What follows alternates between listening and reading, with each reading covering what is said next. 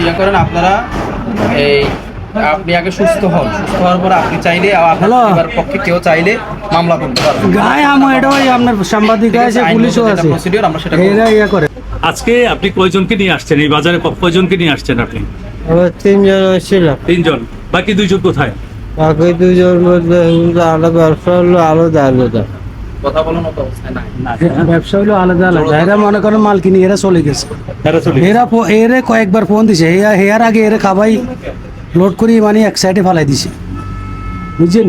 তো এরা ফোন দিছে দেন, ওরা ফোন রিসিভ করে পেলা দে না, যে মলম পার্টি এরা ফোন রিসিভ করে পেলা দে না, এ বলতেছে, বুঝছেন? এই ঘটনা হয়েছে এটা। উনাকে চিনেন আপনি? উনি কে? উনি কি হয়? জ্যাঠা ভাই হয়। কতদিন থেকে চিনেন আপনি ওনাকে? আমরা একই গ্রামে। কতদিন থেকে? একেবারে। এখন কোরবানির সিজন, এখন আমরা সাবধান থাকবো। অপরিচিত লোকদের দেয়া কিছুই খাবো না। যদি আপনি অপরিচিত লোকের দেওয়া হাত থেকে কিছু খেয়ে থাকেন, তাহলে আপনি মনে রাখবেন আপনি নির্ঘাত একেবারে নিঃস্ব হয়ে বাড়িতে পৌঁছবেন।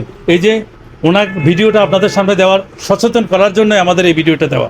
আমার এই ভিডিওটা, এই যে দেখুন, ওনার এক সুস্থ সবল 2 লক্ষ প্রায় 1.5 লক্ষ টাকা, 2.5 লক্ষ টাকা নিয়ে এই বাজারে আসে কিছু গরু নেওয়ার জন্য।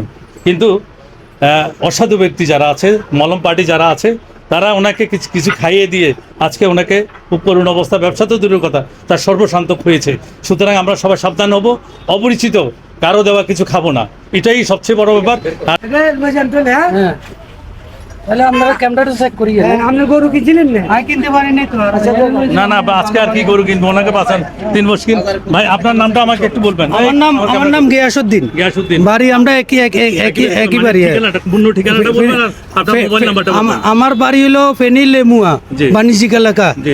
আমার ফোন নম্বর হলো 0188690400149। আক্রান্ত ব্যক্তি আপনার জ্যাঠাতো ভাই? আমার জ্যাঠাতো ভাইয়ের নাম কি? আনিসুল হক।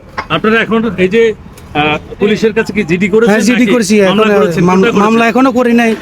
মামলা স্যার বলতেছে পরে মামলা করার জন্য। কোন থানার আছে, কার কাছে করলেন জানেন? উনি তো কোন থানার এবং কি সেটা জানেন? আমি স্যারকে জিজ্ঞেস করি না কোন থানার। এটা তো জিজ্ঞেস করতে হবে। আপনি কোথায় কি করলেন আপনি সেটা না জানলে হবে? আপনি কোথায় আর কে এটা জানতে হবে না? আপনার কোন থানার ভাই? আমরা যে দাঁতমারা পুলিশ তদন্ত কেন্দ্র, পুলিশ ভোজপুর থানা আন্ডার আর কি। ভোজপুর থানা, দাঁতমারা পুলিশ তদন্ত কেন্দ্র। ওনাদের এটা জিডি হলো নাকি? এটা হবে, ওই সাল জানা তো। হ্যাঁ, ওটার একটা কপি ওনাদেরকে পারলে হোয়াটসঅ্যাপে দিয়ে দিয়েন ওনার। ঠিক আছে, কারণ